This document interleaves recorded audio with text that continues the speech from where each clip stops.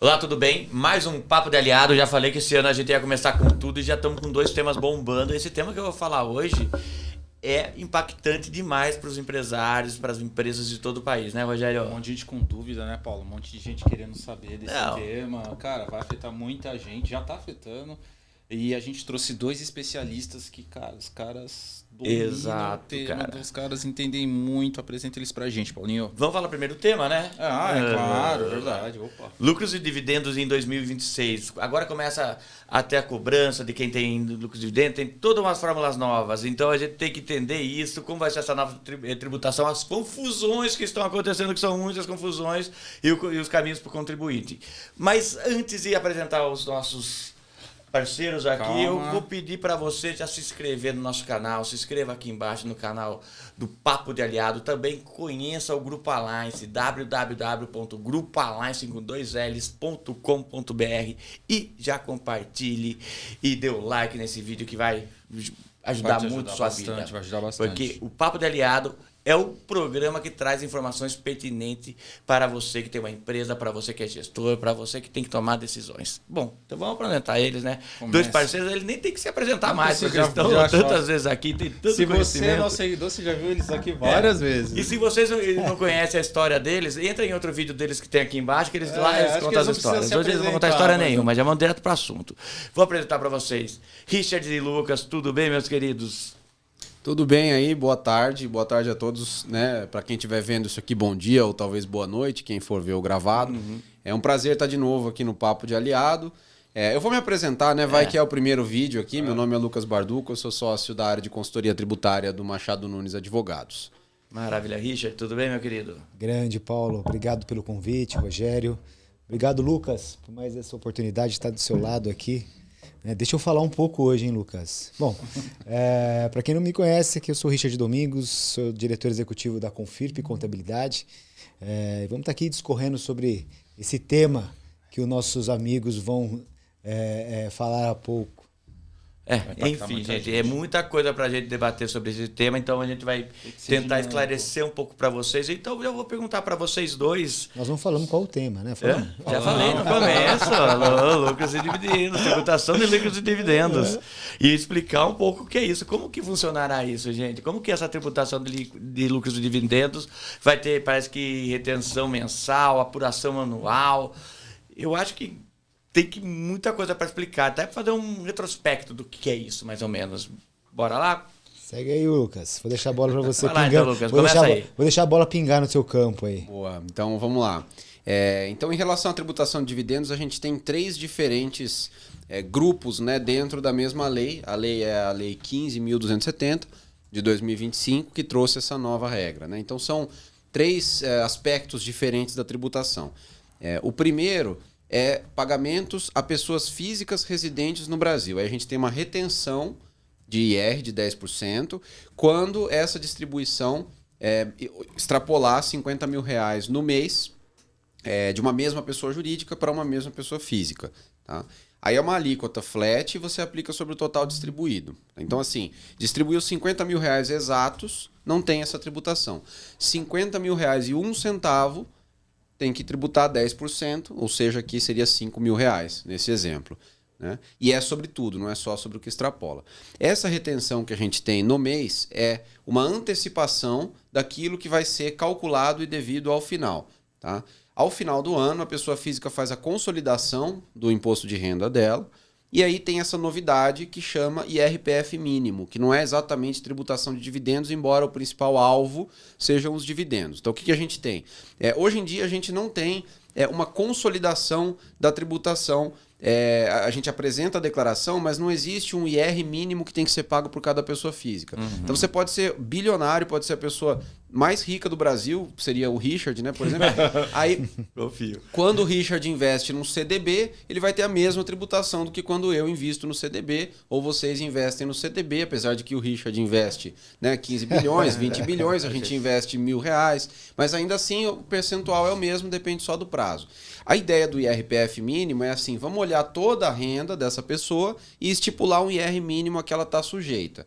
E aí, se você tiver sujeito, se você tiver renda acima de 600 mil no ano, tem uma alíquota progressiva que vai de 0,0001 até 10% para quem passa de 1.200.000, e esse é o mínimo. Então, vamos supor, só a título de exemplo, que uma pessoa só tem uma fonte de rendimento, dividendos, e ela ganhou 2 milhões de reais naquele ano de dividendos. O que vai acontecer? Ela vai ter um IR mínimo de 10% em cima desses 2 milhões, vai dar 200 mil reais nesse exemplo, e essa é a tributação dela. Tá? Então, na prática, você tributou os dividendos em 10%, mas não são só dividendos que são afetados por essa tributação mínima. Tá? E tem só um terceiro ponto rapidinho, que é o pagamento dos dividendos a acionista no exterior. Aí pode ser acionista pessoa física ou acionista pessoa jurídica.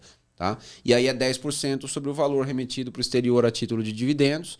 Não importa se é pessoa física ou jurídica, não importa se o valor está abaixo, acima de 50 mil, pode ser R$1.000 pagos para o exterior, vai reter 10%. E não importa também se o beneficiário está em paraíso fiscal. Aí é uma tributação bem mais simples, 10% sobre dividendos pagos ao exterior.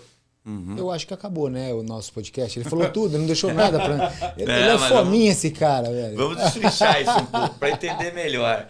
Para a cobrança da retenção, quem são os contribuintes e quais são as regras gerais, base de cálculo, alíquota, vencimento de impostos, tudo isso? Porque já começa agora em fevereiro, como que é? Então, basicamente, a tributação, vamos dividir isso também em dois grandes blocos. São o estoque de lucros acumulados até 31 de dezembro de 2025, que houve aí uma grande bagunça, né, Só um parênteses, então, quer dizer que se eu ganhei já esse valor em 2025, já vão cobrar? Não necessariamente, né? Então nós estamos aí até 31, os lucros no Brasil, desde 1996, eles eram isentos. Exato. Né? Veio esse projeto de lei que foi convertido em lei agora no final de novembro e que diz que o lucro até 31 de dezembro eles serão considerados isentos desde que os sócios e os acionistas deliberem e aprovem o seu pagamento. Certo? Bom, e na lei trouxe uma prerrogativa que isso deveria ser feito até 31 de dezembro de 2025. Ora, como que você pode apurar ou levantar um balanço em 31 de dezembro de 2025, fazer uma ata de reunião, levar registro público em 31 de dezembro de 2025? Só que isso, desde quando foi publicada a lei, foi se estendendo de novembro até dezembro e sem uma definição clara do governo. A Receita Federal teve a bola na mão para ela amenizar a situação, lançou uma respostas de perguntas lá referente a essa legislação que complicou ainda um pouco mais. E a Junta Comercial lançou alguns atos declaratórios, ali, algumas instruções de preenchimento também referentes a essa reunião, que também complicou ainda mais. Ou seja, todo mundo ficou meio que perdido no mês de dezembro referente a essa ata de reunião. Muitas ações foram impetradas contra esse dispositivo, porque isso fere uma série de normas, né? Principalmente a própria lei civil e a lei das SAs, né? Que diz que essas reuniões, né, devem ser feitas até o mês de abril do ano seguinte. E aí deu todo esse quiprocó, né, Lucas? Até que dia 25 ou 26 de dezembro, o STF acatou uma liminar, né? Uma liminar, permitindo que essas atas de reuniões fossem aprovadas até 31 de janeiro de 2026. Quer dizer, ganhou um mês só. Exatamente. Bom, então os lucros, esse é o cenário atual hoje. A novela ela parou por aí. Então os lucros auferidos pelas empresas até 31 de dezembro de 2025, eles têm agora até dia 31 de janeiro para serem aprovados através de uma reunião, e essa reunião tem que ser redigida e publicada através da junta comercial ou cartório de títulos e documentos. Bom, até 31 de janeiro.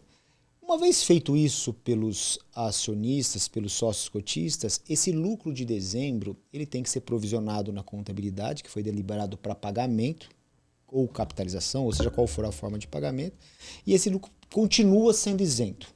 Né? Depois o Lucas pode até discorrer um pouco sobre a legalidade dessa modificação dentro das normas brasileiras. Então, lucro até 31 de dezembro, deliberado até 31 de janeiro, né? Que vão ser pagos agora durante os 3 próximos anos, que é 2026, 2027 e 2028, eles estão acobertados pela isenção. E nas duas pontas, não terá retenção de imposto sobre o pagamento desse lucro aos sócios e acionistas, né? E também esse lucro não vai ser oferecido naquela tributação do imposto de renda mínimo lá na declaração de imposto de renda. Então, esse lucro não vai ser alcançado para efeito de tributação, se ele for pago até 31 de dezembro de 2028. Se ele não for pago até 31 de dezembro de 2028, esse lucro deverá ser oferecido à tributação a partir de janeiro de 29. Bom, essa é a regra dos lucros até 31 de dezembro de 2025. A partir de 2026 não tem mais essa prerrogativa.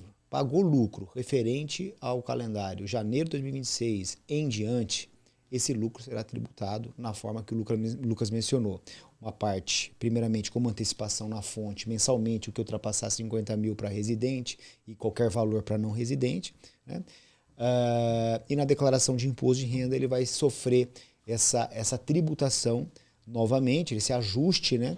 E aí vai ser abatido todo o imposto que fez base para aquele rendimento, inclusive o imposto retido na fonte mensalmente sobre a própria distribuição de lucro. Então, basicamente é isso, Paulo. Não sei se eu respondi objetivamente sua pergunta, mas é isso. Tem um ponto aqui que eu achei interessante até o posicionamento da Receita, que é quando a gente lê a Lei 15.270, essa questão de você poder distribuir o lucro de 25 para pagar até 28, ela está dentro de um capítulo ali que trata só do residente.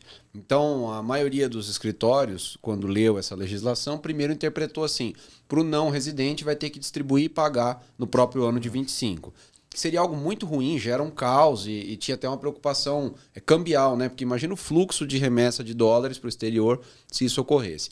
A Receita, no Perguntas e Respostas, acabou sendo bastante razoável e admitiu essa possibilidade para o não residente também, né? Então, o não residente, no caso, também pode, né, como o Richard falou, se tiver distribuído. Aí era até final de 25, agora tem a liminar, né, do Nunes Marques, até final de 31 de janeiro de 26, distribuir para pagar até 28, até mesmo não residente, que é bem interessante. Em relação à tributação anual, então, a pessoa vai fazer uma declaração depois no final, como que funciona isso? Como que vão ser as regras em cima disso também? Bom, aí a pessoa física, na declaração anual de ajuste, né? Então, a gente faz todo mês. Antes era abril, né? Agora está sendo maio, né? O prazo parece que fixou em maio, para entrega da declaração de imposto de renda. Hoje você faz a declaração de imposto de renda e cada item é tributado separadamente. Então, eu tive o meu salário, paguei 27,5. Recebi o aluguel na pessoa física, paguei 27,5. Tive deduções com despesas médicas e a escola do meu filho, deduzi, causa uma redução de 27,5. Tive aplicação em CDB dos bancos, aí em alguns paguei 15, em alguns paguei 20, em alguns paguei 22,5. Tive dividendos, os dividendos eles são sujeitos à retenção de 10, mas eles constam como zero na declaração de imposto de renda. Eu tenho uma offshore, essa offshore me deu um lucro de $1 milhão, paguei 15% em cima disso. Enfim, no final de tudo, você tem um consolidado. Quanto de rendimento eu tive, quanto de imposto de renda eu paguei, desse imposto de renda, dividindo o total de imposto pelo tanto de rendimentos, vamos supor que, nesse exemplo que eu dei, a pessoa tem uma renda bem superior a 1.200.000. Tem que dar no mínimo 10. E se não der 10, deu 6%, eu vou ter que complementar e pagar mais 4. Tá? Muito provavelmente, não é que vai ter que pagar mais 4. Esse 4 a mais já vai ter sido retido na fonte quando eu fui pagando os dividendos, né, os 10% no mês a mês. Então, a Receita provavelmente já recebeu esse valor e vai te devolver algo. Tá? Mas a ideia não existia nem a retenção de 10%, nem os 4%. Isso não existia antigamente, agora existe. Tá? Certo. Então... Não, pode continuar. Daí a gente estava falando aqui da questão das atas e eu sei que teve vários questionamentos da questão da legalidade disso, porque tem várias coisas que não batem, né? Tipo, você teria que ter 30 dias para registrar uma ata. Agora teve uma questão também que você tenha que abrir os valores e a Jusesp teve uma mudança. Vocês podiam explicar um pouco essa confusão toda que está acontecendo, que eu mesmo, vou ser bem sincero, não entendi esse caos jurídico, né? Não sei nem se é jurídico o que está acontecendo em relação a isso. À vontade, Lucas. Não, comenta aí, Richard. Não, Paulo, isso aí é um ponto que... acho que um dos grandes atropelos dessa legislação foi justamente essa falta de esclarecimento desde quando era o projeto de lei, que foi muito debatido ao longo desde março, quando foi publicada a primeira versão do projeto de lei 1087. Depois teve, acho que 1932, de 2024, 19, alguma coisa assim, que aí mudou todo o texto, depois voltou para o texto original. Então, só que essa parte de ter que deliberar as contas até 31 de dezembro foi mantido no texto em todo momento. E quando foi aprovado foi sancionado pelo presidente da República, a gente imaginava que, olha, esse prazo ele é incabível, né? Eles vão dar um prazo um pouco maior, mais estendido, ou vão seguir a legislação comercial, né? A legislação civil, né? Que já existe essa prerrogativa de deliberar sobre as contas do balanço, né? E aí entra uma questão da legalidade. A isenção desse imposto, ele não pode ser retirada, condicionada no mesmo ano fiscal. A Receita poderia até... o legislador poderia até tentar mudar isso. Olha, a partir de janeiro de 2026, os lucros são tributados. Mas ele não pode colocar uma condição que não existia para vigorar dentro do mesmo ano. Então aí nós começamos a ir para uma ilegalidade da própria lei que nasce com esse problema. Bom, mas ela nasceu.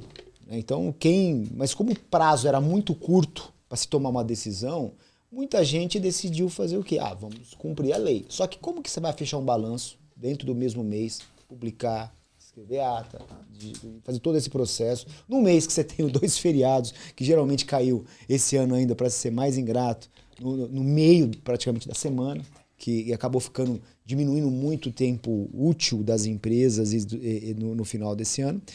No meio desse caminho, começou-se a discussão sobre essa ata de reunião. Ela está divulgando, como ela é pública, você leva qualquer documento a registro público para tornar público.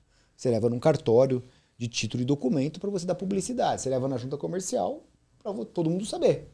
Só que você está declarando ali, na sociedade por ações ainda, que você ainda declara o lucro por ação, né? Aí o acionista, ele meio que ele não está claro ali nos atos estatutários da SA, então meio que ninguém sabe direito quem que é o acionista da SA, porque a SA você vai negociando as ações. Quando ela tem capital aberto, existe todo um controle para fazer isso, e quando ela tem capital fechado, você tem um livro de ações. Já na sociedade limitada, você não tem essa prerrogativa, porque os sócios são relacionados dentro lá do cadastro da JUSESP e nos atos societários da empresa. Quando você lança lá que o sócio X tem tanto para receber de lucro, né, e publica isso para o mercado, isso começou a ocasionar uma insegurança, né, porque é um dado sensível sendo disponibilizado para o mercado. E como nós estamos falando de um lucro que ele acumulou desde 1996. Então tem muita empresa com muito lucro para distribuir, né? Muita empresa com muito lucro para distribuir, e todo mundo começou a ter esse receio. E começaram a questionar a Junta Comercial do Estado de São Paulo. A Junta Comercial publicou uma norma no dia 15 de dezembro, salvo a memória, acho que foi um dia antes que a Receita Federal publicou as perguntas e respostas. Foi um show de horror. E aí a Junta Comercial falou, olha, você pode publicar o lucro, mas como dado sensível, né? Você coloca num anexo, e esse anexo não vai dar publicidade. E aí, no dia seguinte, a Receita Federal veio falando que tem que seguir as normas societárias para distribuir o lucro nessas perguntas e respostas da Lei 15.270. Né? Bom, por fim, todo mundo começou a publicar os lucros nesse anexo. Quem já não tinha feito começou a fazer, nos últimos 15 dias do ano, publicar esse lucro no anexo. E um detalhe, as empresas tiveram que levantar um balanço intermediário, né, até novembro, até outubro, sei lá, o mês que ela tinha um balanço fechado, para ela entender qual que é o lucro que ela tinha que distribuir e deliberar nessa ata que tinha que registrar até 31 de dezembro e escrever essa ata e publicar. Só que essa parte do lucro deveria estar sob sigilo. Bom, no meio do caminho, acho que meados, no finalzinho já de dezembro, o DREI, que é o do Departamento Nacional de Registro Mercantil, ele foi para cima da junta. Falou, não, você está passando em cima de uma norma, registro público é registro público, não tem que ter nenhum tipo de sigilo. Você não pode fazer isso, Junta Comercial de São Paulo. E aí a Junta Comercial de São Paulo voltou atrás e começou o quê? Começou a indeferir todas as atas de reuniões que foram arquivada sobre sua orientação.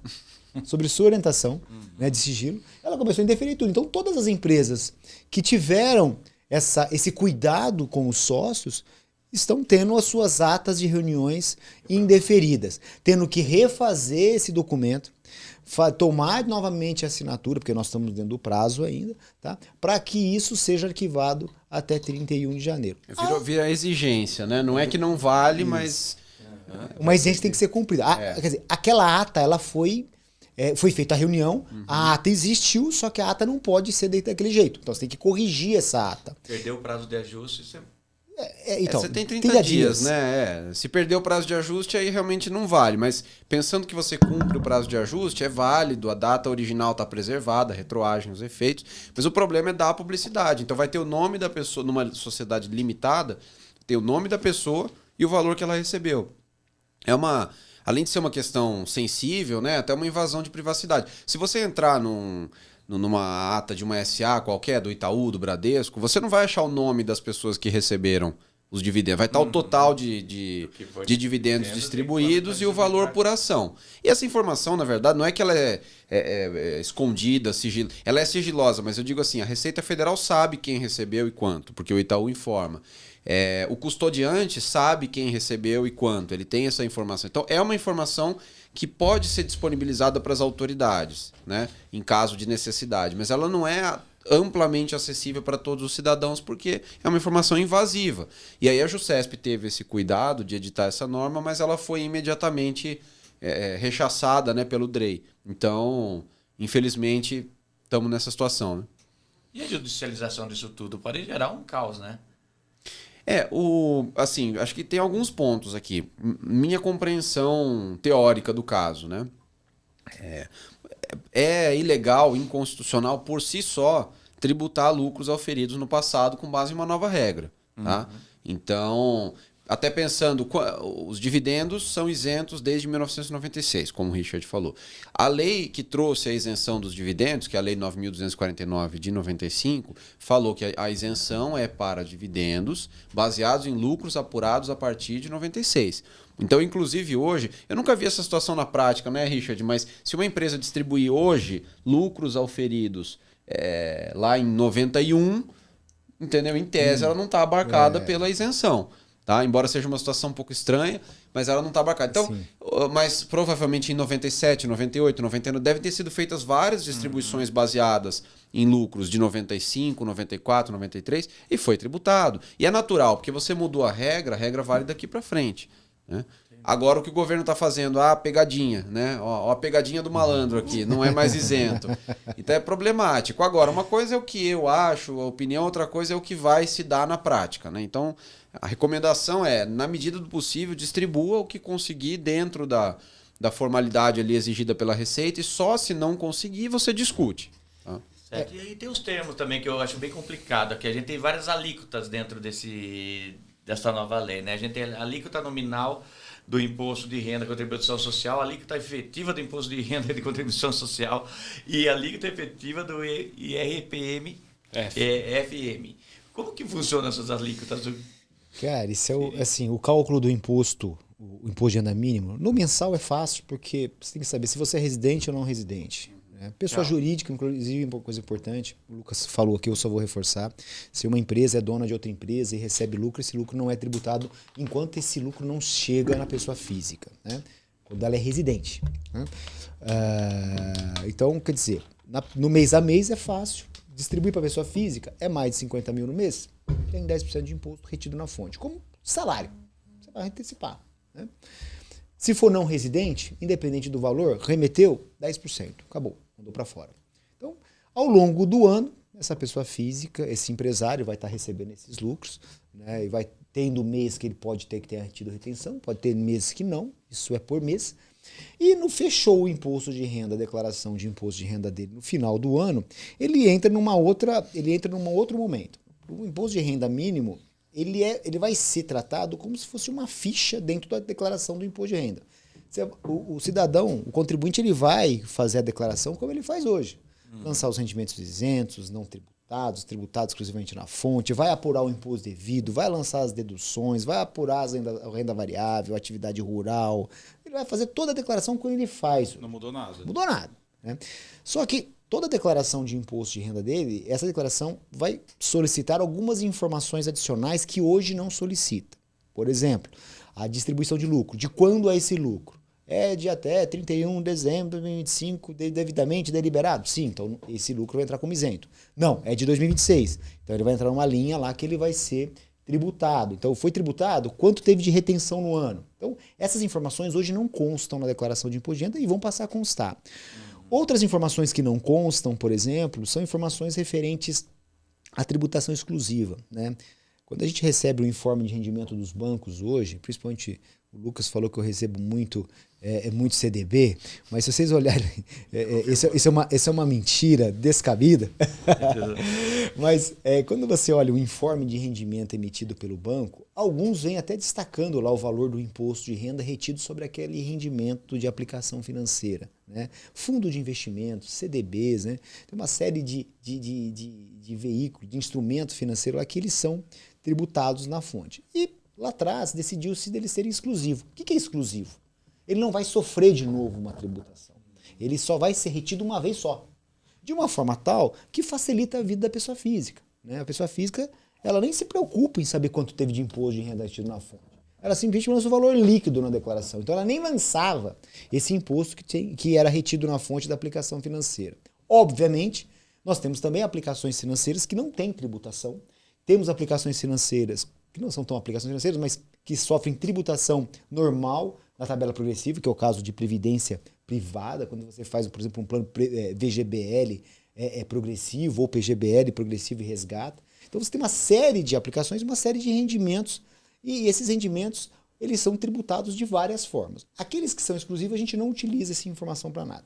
Em 2026, calendário, exercício 2027, ao receber o informe de rendimento, nós vamos lançar, além dos rendimentos, esses impostos que foram retidos na fonte. Então, aí, nós já temos as informações completas da declaração. Feita a declaração de imposto de renda, você vai ter provavelmente uma ficha, né, dentro da DAA, que é a Declaração Anual de Ajuste, e aí ela vai somar todos os rendimentos, vai subir para essa ficha. Tudo que lançou.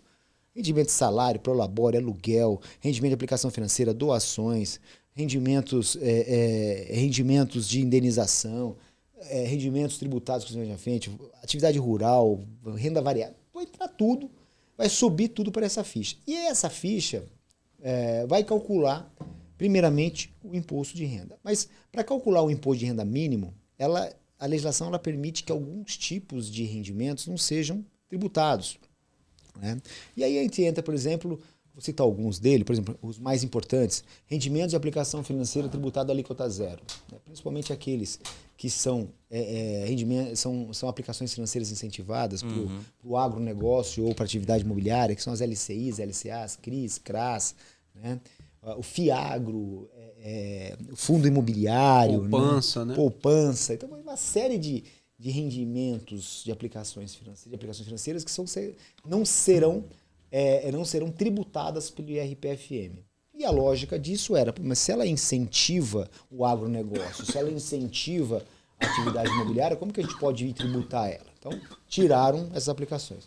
Também tiraram, por exemplo, as doações em antecipação de legítima, né? Ou seja, o pai que está antecipando a herança do filho, uma doação em antecipação de legítima, uma herança que essa pessoa receba, né? Então ela não vai ser tributada. Importante aqui, né, Richard? Doação em antecipação de legítima, né? Exatamente. Do pai para o filho, da mãe para o filho. Agora, eu vou doar para... doação para uma pessoa aleatória, ou mesmo a avó doando para o neto, esse tipo de doação não é em antecipação de legítima, e é sujeito à tributação.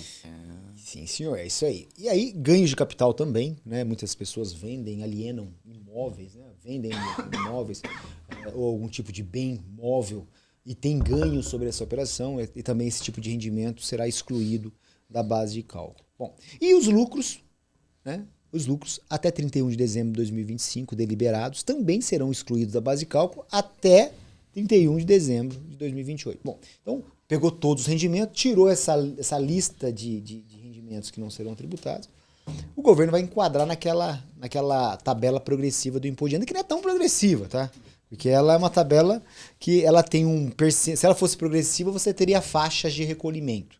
Na verdade, ele posiciona a alíquota de 0 a 10% entre os rendimentos de 600 mil a 1.200.000. Então, ela não é progressiva. A alíquota progride, mas ela não tira a faixa anterior. Então, se você, por exemplo, tiver um rendimento de 2 milhões de reais, não quer dizer que até 600 mil que é isento, ele vai tirar da base. Não, vai ser tudo flat, 10%. Então, encontrou o rendimento, encontrou a base de cálculo, né? Você tirou de todos os rendimentos aquilo que não é tributado, colocou naquela tabela de 0 a 10, imagine que deu 10, né? Tive lá 1,5 milhão de base de cálculo, encontrei ali, vou calcular o IRPFM, né? Que é o imposto de renda mínima, 10% sobre esse rendimento. É esse valor que eu vou pagar? Não, não é esse valor que eu vou pagar. Esse é o valor do imposto inicialmente calculado. Só que eu tenho uma série de deduções agora para fazer. A primeira delas são os impostos que foram retidos na fonte, que fizeram base da base de cálculo. Por exemplo, lembra lá do imposto de renda do CDB? Que nós não tínhamos que lançar e vamos lançar? Esse imposto de renda que você pagou 15, 17,5, 20 ou 22,5 na fonte, ele vai virar um crédito fiscal para você. Né? Da mesma forma, o imposto de renda sobre um fundo de aplicação financeira que você resgatou, mesmo come cotas, também vai virar um crédito. Da mesma forma, o imposto de renda devido da declaração de imposto de renda, quando você lançou lá os rendimentos tributáveis, lançou as despesas, você encontra um imposto antes da dedução do imposto retido na fonte, esse imposto devido à declaração também ele vai reduzir do IRPFM. Né? E aí, dentre outros, né? Por exemplo, você tinha uma empresa offshore ou aplicação financeira no exterior que você pagou 15%, o rendimento que incorporou a base de cálculo do IRPFM, você vai lá, o IR você vai tirando. Então, vai sobrar o IR. Só que aí tem um ponto novo. Uma das discussões, né, que se deu, né, quando... Eu vou abrir um parênteses aqui, Paulo, para que essa lei aprovasse, é que no Brasil paga-se muito imposto. Exato. Né? As empresas pagam imposto demais, seria muito cruel tributar as empresas. Né? E esse assunto foi se esticando ao longo de 2025. Na forma que foi concebido o projeto de lei, já para ser bem aceito pelo mercado e pelas empresas em geral, ou seja, né, não ter tanta crítica, olha, ninguém no Brasil vai pagar mais do que 34% de imposto de renda, no caso das empresas em geral, 40% no caso das seguradoras e 45% se for bancos. Né? E aí o governo ele criou um tal de fator de redução. Esse fator de redução, basicamente, é um crédito fiscal. E como que se calcula o fator de redução? Você divide a pessoa jurídica que pagou esse lucro, ela pagou imposto de renda e contribuição social. Ela é dividido o valor do imposto de renda e contribuição social pelo lucro contábil. E é comparado pela alíquota nominal. Então, imagina, por exemplo, uma empresa de lucro real que paga 34%. Então, a alíquota nominal 34% quanto que a empresa de lucro real pagou? 34%. Então, se a soma do imposto que vai ser pago na pessoa física, o IRPFM, mais esse 34%, mais esse imposto da pessoa jurídica, ultrapassar os 34%, eles geram um imposto negativo, eles geram um crédito. Então, as empresas do lucro real, geralmente, né, salvo as que têm incentivo, que têm adições, exclusões na base de cálculo, elas já pagaram 34%. Então, tudo que se pagar acima disso, na distribuição de lucro, vai virar um crédito fiscal para quem recebeu. Só que esse fato, ele não acontece com as empresas tributadas, por exemplo, por alguns regimes especiais, como o RET. Né? Simples vai ser tributado? Como simples, como lucro presumido. Por quê? Porque esse tipo de empresa, eles pagam imposto sobre um percentual de um faturamento, de um lucro presumido, enfim. Esse lucro presumido, e esse imposto que ele é pago, quando você compara ele faz essa mesma comparação com o lucro contábil da empresa, ele geralmente não chega a 34%. A 10, 15, 20, né? Salvo algumas exceções, é óbvio, né? Vai depender disso de empresa, de contabilidade para contabilidade. Né? E acaba não gerando esse crédito fiscal. Aí você já separa o grupo que vai ter que pagar imposto, né? E o grupo que não vai ter que pagar esse imposto. O que a Receita... que a Receita não, né? Que o governo quer com isso? Ele nivelou. Quem paga até 34%, quem já pagou os 34%, não vai pagar mais nada. Quem não pagou os 34%, nós temos espaço aqui para cobrar imposto de você. Então, quando você preencher a ficha do IRPFM, ao lançar os informes de rendimento de lucro, vai vir uma informação nova. Qual que é o fator de redução de cada pessoa jurídica, né? Então, a empresa sua, Paulo, a ponta inicial, olha, eu paguei 6% de imposto de renda e contribuição social. A do Rogério, posso ter pago 8%. A Lucas pagou 34%. Então, se o Lucas pagou 34%, se o imposto de renda mínimo dele for 10 ou 12, o efetivo for 12, ele, somando 12 com 34, já ultrapassou 34. Então não paga nada. Ele não vai pagar nada. Agora, se eu somar 12 com 6, 18, é menor que 34, então você não tem fator de redução. Não tem redução. Bom, a mesma coisa com o Rogério. Quer dizer que fica vantajoso pro lucro real, então. Isso, só que o lucro real paga mais imposto. Assim, fica vantajoso não. Significa que ele não vai ter uma taxa ainda maior, né? Entendi. Bom, e aí, sobre esse fator de redução, vai ser mais um redutor além do imposto de renda detido na fonte. Então é calculado aquele imposto inicial que nós encontramos sobre o rendimento, é abatido os impostos de renda detido na fonte, é abatido esse fator de redução. Essa conta não pode ficar negativa. Essa conta tem que ser no máximo 0. Se ela ficar negativa, 0 imposto. Tá certo? E aí, depois disso, vai abater o imposto de renda retido mensalmente. Se a pessoa física, quando ela apurou isso, ela pagou mais imposto do que devia, né? Teve mais retenção na fonte do que devia, de imposto sobre lucro, não o imposto, os outros demais tributos, né? Este imposto que foi retido na fonte dela vai ser devolvido na forma de restituição ou abatido do imposto devido na declaração de imposto de renda. Né? É assim que vai funcionar. Tá certo? Se ela não pagou a mais, pagou a menos, por exemplo, porque ela pode ter, por exemplo, ter tido 3 empresas, ela recebia, recebia, por exemplo, 49 mil em cada empresa de lucro durante todos os meses do ano. Não paguei o IRPFM, estou livre. Não, lá na declaração de imposto de renda ele junta todo esse rendimento e vai tributar e ele vai pagar esse imposto de renda mínimo. Não tem como fugir disso. E a gente tem sido bombardeado, né, por perguntas. Mas como que eu vou deixar de pagar? E agora, né? Porque tem muita gente que acordou agora. Não prestou atenção antes. Quer dizer, isso aí também potencializa muito o papel da contabilidade e da área tributária das empresas, né? Muito. Porque se eu não tiver uma contabilidade, se a minha empresa não tiver uma contabilidade, se eu não tiver, possivelmente eu não consiga fazer esses cálculos todos, é isso? Muito, Paulo. E isso é uma coisa que a gente vem sempre falando aqui. O Brasil está passando por grandes mudanças, né? Ao contrário do que diziam que a contabilidade ia acabar, a contabilidade está ganhando uma... No Brasil, a gente nunca vai acontecer um negócio desse. Olha, a contabilidade, ela vem numa tendência de ter muito mais importância do que ela teve no passado. Eu explico por quê. Até então, 2025, os lucros eram isentos. Ok? Então, qual o problema? Todo lucro presumido, no simples, eu não me incentivava para pegar uma nota fiscal, uma despesa.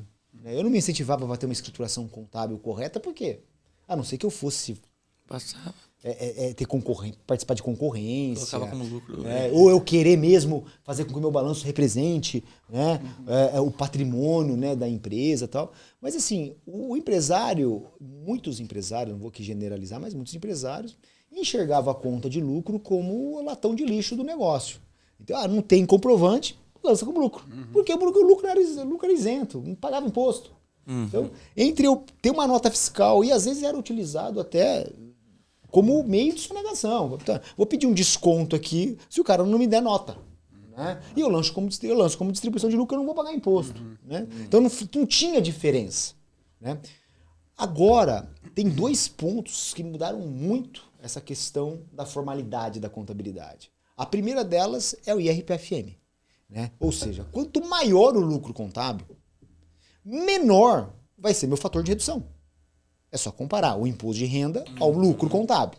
Então, quanto mais lucro eu tiver, ao comparar com o meu imposto de renda e a contribuição social, menor vai ser o fator de redução. Ou seja, O empresário que não formalizar a contabilidade, ele pode estar deixando de ter um benefício fiscal, que é o fator de redução. Porque quanto mais justo for o lucro dele perto do imposto ali, maior vai ser o fator de redução, porque ele está mais próximo dos 34%. Né? Não sei se deixei claro isso, mas isso é um fator. O outro ponto que também veio antes até dessa lei é a questão da reforma tributária, né, que está instituindo o IBS-CBS. Né? Você só vai poder ter crédito de imposto, né, tirando agora as empresas do Simples que não optaram pelo regime regular, se você tiver documento fiscal hábil e for pago o imposto. Então, aquele negócio de não pedir documento fiscal, ou de ter uma contabilidade para você levar nas costas, assim, pode ser que exista, mas vai ser bem reduzido. Então, a contabilidade virou uma ferramenta fundamental de planejamento tributário, tanto nas empresas do presumido, tanto nas empresas do lucro real, quanto nas empresas do Simples. Né? Que em qualquer momento, devido ao sistema de nanismo no Brasil, que o governo congela as tabelas, para não. Né? Essas empresas do Simples, uma hora elas ficam espremidas para sair desse regime. Exato. E se ele já não tiver uma contabilidade regular para preparar para essa saída do Simples Nacional, né? Ele acaba deixando dinheiro na mesa. Então, muda totalmente a posição. E uma coisa, a gente está falando muito de distribuição de lucros. Eu vejo as empresas que têm débitos tributários. Como que fica essa questão da distribuição nesse ponto, Lucas? Distribuição de lucros quando a empresa tem débito tributário, né? Existiu bastante no passado essa discussão, né? Que é o seguinte, a legislação... Isso não tem a ver com essa nova lei dos dividendos, tá? Isso é uma questão à parte. No passado já existiu... uma lei que, na sua redação original, previa que você não podia, quando tinha débitos tributários, nem distribuir dividendos, nem pagar bonificações ou participações nos lucros a diretores e a sócios e acionistas. Tá? E aí uma lei similar também tratou de contribuição previdenciária. Então, ali falava de débitos de impostos, originalmente, depois da contribuição previdenciária. Posteriormente, a expressão dividendos acabou sendo eliminada, tanto da lei que tratava originalmente de impostos, que é uma lei de 1964, quanto da questão da contribuição previdenciária. Tá? Então, a gente não tem hoje uma vedação expressa para que você distribua dividendos, aí está falando lucro apurado e distribuído ao sócio nessa forma, para os acionistas, na hipótese de a empresa ter débitos tributários ou débitos previdenciários. Bom, tecnicamente o débito previdenciário é tributário também, né? Mas aqui ele era tratado separadamente. Essa previsão da multa subsiste somente para distribuição de bonificações a diretores ou participação nos lucros a diretores ou sócios. Tá? Então a gente não tem mais essa vedação expressa. Isso aí já foi discutido judicialmente no passado, a própria Receita Federal acabou reconhecendo aí faz uns 7 anos, mais ou menos, que não tem essa vedação mais especificamente para dividendos, tá? Uhum. Agora, falando de forma geral, assim, no final das contas, quem que será mais tributado, mais afetado com esse novo tributo? Quais são as empresas que gerarão mais impostos e a seus sócios? Como que fica isso, Richard? Então, pela forma e pela lógica da legislação que ela foi criada, o governo mirou nas empresas do presumido e simples. Que elas, por várias razões, né? A base de tributação de imposto de renda nesse tipo de empresa, ele é bem menor, porque ele é tributado por um percentual ou de presunção ou por uma tabela fixada em lei, que é o caso do Simples Nacional. Então, elas não chegam a pagar essa alíquota nominal. Já para as empresas do lucro real, como existe, a tributação é sobre o lucro contábil, então elas já pagam praticamente os 34%, os 40%, os 45%, então elas serão menos afetadas. O problema aqui é que muita gente utiliza planejamento tributário e acaba construindo um mecanismo empresarial, um sistema, um ecossistema empresarial, onde ele tem uma empresa no lucro real, uma empresa no lucro presumido, né? Onde ele divide a sua atividade. Não estou falando nada de legal aqui, né? Ele, de uma forma até lícita, ele constrói um ambiente empresarial para que ele consiga ganhar nessas divisões de atividade, mas também ganhar na questão tributária, para esse planejamento tributário subsistir. Quer dizer, o O único benefício aqui não é o lucro, né? É a questão da montagem. Mas também existe aqueles casos que tem empresas, que empresários que montam uma empresa no lucro real, lança toda a despesa numa empresa e deixa a outra empresa no presumido só tendo a receita. Então, esse tipo de empresa, eles vão ser alcançados pela essa tributação. Então, lucro real, presumido, RET, né? Desculpa, lucro presumido, simples, RET, eles serão alcançados. Sudan, Sudene, né? Mesmo no lucro real, a gente tem hipóteses em que também paga bem menos, né? Que tem a lucro da exploração, né? Isso. Então, quer dizer, esses casos, eles serão alcançados por esse regime. Então, o governo tem esse norte aí para buscar essa arrecadação. Nós estamos falando aqui em mais ou menos, pelos dados estatísticos publicados pelo acho que foi o IPEA, que fundamentou, inclusive, as audiências públicas para aprovar esse projeto de lei, que 145 mil contribuintes hoje, pessoa física no Brasil, eles pagam pouco ou não pagam nenhum imposto, né? Então, esses 141 mil contribuintes, né, eles vão gerar uma arrecadação para deixar 10 milhões de pessoas beneficiadas, ou reduzindo a carga tributária ou jogando elas para isenção. Então, deixando ela pagando nada de imposto, né? E praticamente vai tirar muita gente da lista de obrigação da entrega da declaração de imposto de renda. Então, essa lei ela veio para pegar esses contribuintes que hoje distribuem lucros, né, para subsistir e não rendimentos do trabalho. Em questão de investimentos, como eu tenho que pensar no meu investimento agora? Quais cuidados que eu tenho que ter? Como que eu faço isso se eu ganho mais de 50 mil por mês? Onde eu tenho que ficar mais atento? Tá.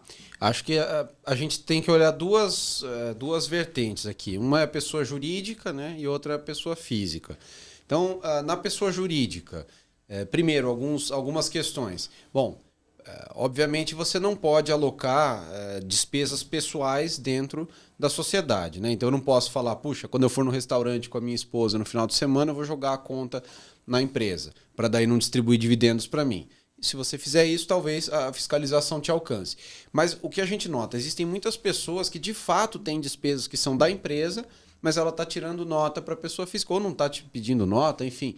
Então, a gente vê bastante, assim, compra um computador para a empresa em nome pessoa física e coloca dentro da empresa. O empresário típico, né, brasileiro, não faz diferença se aquilo está em nome da empresa ou em nome dele. O que a gente está vendo agora? Agora não, é melhor ele solicitar a nota em nome da empresa para aquilo entrar como uma despesa da empresa, que de fato não tem nenhuma fraude, e não virar dividendo para ele. No pós-reforma, isso além de tudo vai dar crédito dos novos tributos, IBS e CBS, então é duplamente vantajoso. Reorganizações internas, então, se você tem um grupo de empresas, por exemplo, e uma distribui lucro para você na pessoa física e você reinveste em outro negócio, faz mais sentido ter uma holding, se esse valor for substancial, para não ter essa retenção de dividendos no meio do caminho. Então, existem ali alguns planejamentos. E na física, eu acho que é principalmente os investimentos financeiros, onde você pode ter mais cuidado, né? Então, exemplo, imagina um empresário que tem uma renda superior a 1.200.000, ele já vai ser obrigado a pagar o IRPF mínimo, né? Ok. Então, ele tem duas opções para investir. Ele tem um LCI que paga ali 85%, 86% do CDB, do CDI, né? E ele tem um CDB que paga 103% do CDI. Exemplo, duas opções aqui. Normalmente são equivalentes, né? Inclusive alguns bancos ali até mostram, né? A taxa equivalente do CDB, quanto que seria, né? Um é tributado, o outro não. Qual que vale mais a pena? Nesse exemplo que eu dei, muito mais o CDB para essa pessoa. Por quê? Porque em um ele tem 86, no outro ele tem 103. Aí você vai falar, mas esse 103 ele tem uma retenção de R que vai fazer cair para 86. Tá bom, só que isso vai virar um crédito que você vai deduzir do seu IRPF mínimo depois. Então faz mais sentido você ir para o tributado. Não precisa ser CDB. A gente tem fundo multimercado, tem fundo de renda fixa, tem diversos investimentos que são tributados. Então, ir para investimentos tributados para essa categoria de investidor vai fazer muito mais sentido. E aí, no fim do ano, ele vai acabar pagando menos imposto do que se ele não tiver nenhuma estratégia. E a ideia aqui, Paulo, é muito importante. Hoje eu montei até uma calculadora desse imposto de renda sobre aplicação financeira, porque você tem que comparar isso no dia a dia, né? Porque esse pessoal que está aplicando dinheiro no mercado, ele vai, eu tenho um papel aqui que é tipo 110% CDI. Né? Eu tenho aqui um papel, um ativo que é uma LCI, por exemplo, isenta, que é 100% CDI. Né? Então, quando você vai comparar o produto, principalmente em renda fixa, né, que você tem uma remuneração amarrada, né, ali em CDI ou em PCA+, né, você tem que comparar esses produtos diferentes, né, com tributação e sem tributação. Você tem que normalizar esse cálculo. E aí vai entrar mais um fator. Um fator do quê? Quem que está comprando? Ele é alta renda ou ele não é? Né? Se ele for alta renda, ou seja, se ele ganha mais que 600 mil reais por ano e ele tem distribuição de lucro, né, ele precisa desse crédito fiscal. Então, esse crédito fiscal que ele está pagando a mais pode ser que seja uma vantagem. Então, você tira o efeito do pagamento, por exemplo, dos 15%. Você vai fazer um gross up de um CDB de 15%, que você vai ficar 3 anos, por exemplo, com ele. Esse 5% a mais é um crédito para essa pessoa física. Né? Que se você fizer o cálculo de baixo para cima, vai dar 5,88%. Né? Então, na hora de aplicar, quando eu falo aplicar financeiramente, né, é importante você entender se você é alta renda, se você não, ou se não é. Sendo alta renda, você tem uma forma de calcular, comparar produtos do banco, tributados e não tributados, para você escolher o melhor. Ou seja, para você ganhar um pouco mais. Né? E utilizar essas ferramentas de planejamento tributário para você diminuir a sua carga tributária e também ganhar mais nas aplicações financeiras. O tema é bem amplo, gente. A gente está chegando aqui até no nosso final. Mas eu queria antes fazer um parênteses aqui, gente. Quer saber mais informações? Eu sei que a Machado Nunes tem muitas informações no site deles. A Confib também está fazendo alguns eventos, né, Richard? Exatamente. E até convidar as pessoas para seguirem nas redes sociais, para que possam ver esses eventos, também participar. Que é com conhecimento que você vai conseguir minimizar o que vocês pagam no imposto. Pessoal, dando uma geral, assim, o que vocês acham que falta, que a gente tem que falar de forma obrigatória para as pessoas que estão assistindo esse podcast? Só para complementar, algum ponto de atenção que vocês perceberam que as pessoas estão errando ou podem errar, assim, tipo, para elas ficarem atentas? Olha, eu tenho tenho sido muito acionado dentro da Confirp, eu acho que o Lucas também não é diferente, é na questão falando que exclusivamente da tributação de lucros e dividendos, se eu não distribuir lucro, eu não vou pagar imposto, logo eu vou transferir as minhas despesas da pessoa física para a empresa. Né? E isso é algo que, eu vou tirar um cartão de crédito. É como se o cartão de crédito fosse uma despesa. Né? Então, muita gente confunde o cartão como veículo de pagamento com um documento fiscal. Né? Não é proibido um sócio da empresa ter um cartão de crédito da empresa. Isso não tem nada de errado. Desde que a empresa contabilize aquilo que é despesa dela como despesa dela e como remuneração do sócio como remuneração do sócio. Então, existe uma prerrogativa na legislação que esses pagamentos de despesas de sócio, né, elas podem ser caracterizadas e elas são caracterizadas muitas vezes como benefício indireto. Né? Esse benefício direto, ele é como se fosse um prolabore in natura. Né? Então, por exemplo, a empresa está pagando, por exemplo, o aluguel do carro para o sócio, um leasing. Né? Isso é um benefício indireto. Mas a empresa não pode ter leasing? Pode. Né? Mas ela não pode ter para o sócio, porque é um benefício para o sócio. Né? Diferente de ter comprado uma frota para os representantes, os vendedores que trabalham na empresa. Então, tem que ter muito cuidado neste momento. E eu venho falando de uma forma bem incisiva isso. Hoje, talvez a Receita não tenha tanto amparato para fazer cruzamentos de informações nesse nível. Mas a inteligência artificial está gatinhando ainda. Você imagine que tudo que eu fizer agora só vai prescrever daqui a 6 anos.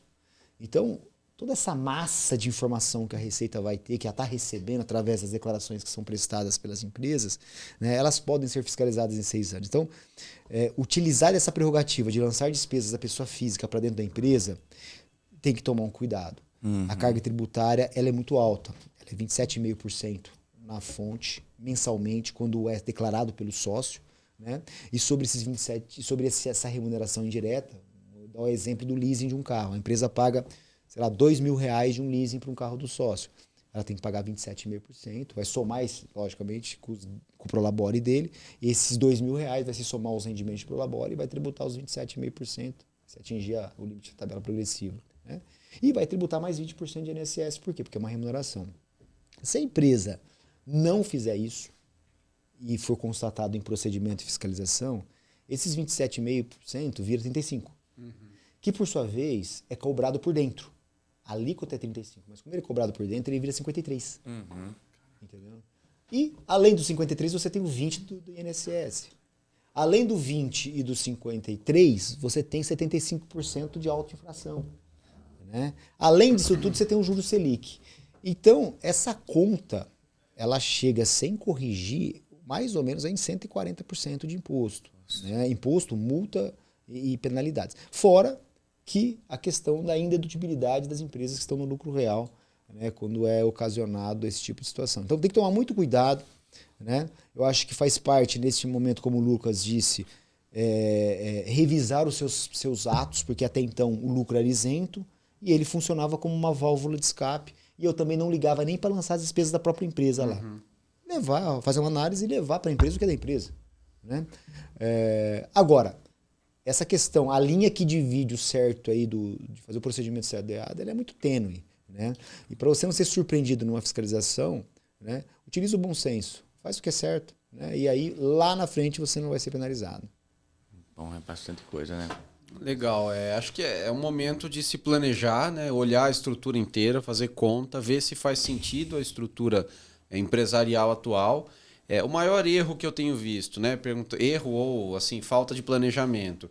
A gente tem ouvido muita gente falando, bom, se eu vou ter que pagar 10% quando distribuir, o que eu vou fazer? Então eu não vou distribuir, vou manter o dinheiro dentro da empresa, o que eu não preciso, né? Aquilo que eu preciso para pagar minhas contas, eu vou distribuir. Mas aquilo que é a sobra do empresário, que ele ia investir, eu vou deixar na empresa, investir pela empresa, assim eu não pago 10%. Ok, é uma estratégia. Porém, tem que lembrar que, primeiro que a empresa não tem acesso a todos os produtos financeiros que uma pessoa física tem. Né? E segundo que a tributação de investimentos financeiros na empresa é de 34%, enquanto que na física você vai ter 0, 15, 22,5%, dependendo do investimento e do prazo. Então, às vezes, você, para não pagar 10%, seria assim, imagina que você pagaria 10% sobre os dividendos, mais 15% sobre o lucro da aplicação financeira. Para evitar essa tributação, você fica com dinheiro na pessoa jurídica pagando 34% e, às vezes, num investimento ruim. Então, a gente tem visto algumas estratégias que não são muito pensadas, mas que a pessoa pensa que está economizando e, na verdade, ela está jogando dinheiro no lixo todos os meses. Então, esse é o principal ponto aqui que eu tenho ouvido bastante e a gente vai orientando. Não, faz a conta, vê se não vale a pena. Às vezes, pagar o 10% acaba sendo mais barato do que pagar 34%. Então, eu acho que é o momento de fazer conta mesmo para não perder dinheiro todos os meses. Maravilha, gente. É muito amplo esse conteúdo, igual eu falei.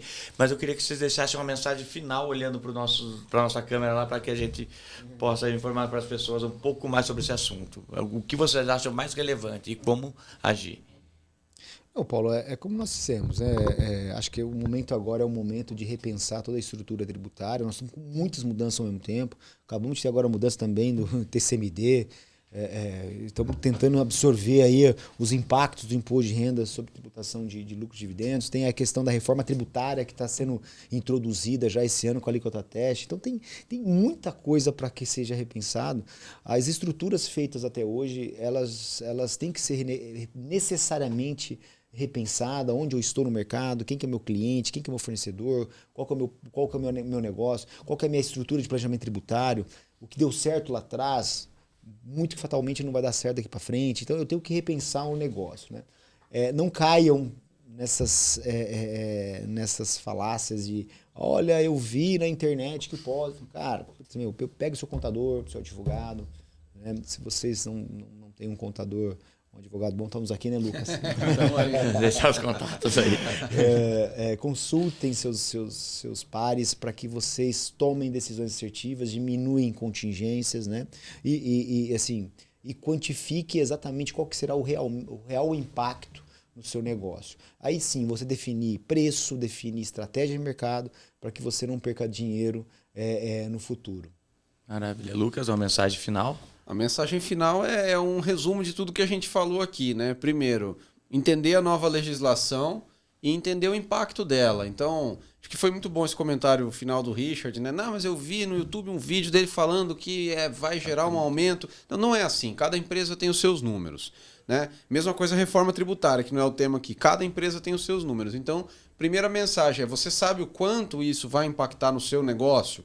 É isso. Se a resposta é não, então tem que correr para entender o quanto vai impactar no negócio. E a partir daí, pensar, dá para impactar menos do que isso que eu cheguei nessa primeira conta? Acho que esse é o passo a passo inicial aqui para a gente não perder dinheiro, né? Bom, mas para você saber tudo isso, o mais importante é você ter parceiros de confiança, né? E nesse ponto eu acho que, igual o Richard já falou e o Lucas também vai confirmar, Machado... e eu vejo assim, tem muita contabilidade que não está preparada, muita advocacia que não está preparada para essa nova legislação. Eu tenho visto vários parceiros meus, Rogério, que não estão sabendo nem o que está acontecendo ainda. Então, para quem quer ser bem apoiado, assessorado, eu queria que vocês deixassem os contatos, tanto da Confip como da Machado Nunes, por favor. Bom, Confip você pode nos encontrar em todas as mídias digitais, né? No @Confip Contabilidade. Isso mesmo. Isso, e também no site www.confip.com. Você consegue nos localizar se precisar de qualquer tipo de assessoramento nesses assuntos. Estamos fazendo diversas palestras, diversos workshops sobre esse tema. O próximo agora será o dia 27 de janeiro, né? E teremos um outro dia 10 de fevereiro, também provavelmente sobre o mesmo tema. Então, quer dizer, é só nos acompanhar que você vai estar muito bem assessorado. Inclusive, procuramos sempre fazer um trabalho muito próximo da Machado Nunes para trazer essa visão, essa visão prática da Confip do dia a dia com esse amparato jurídico que a Machado tem aí em sua envergadura.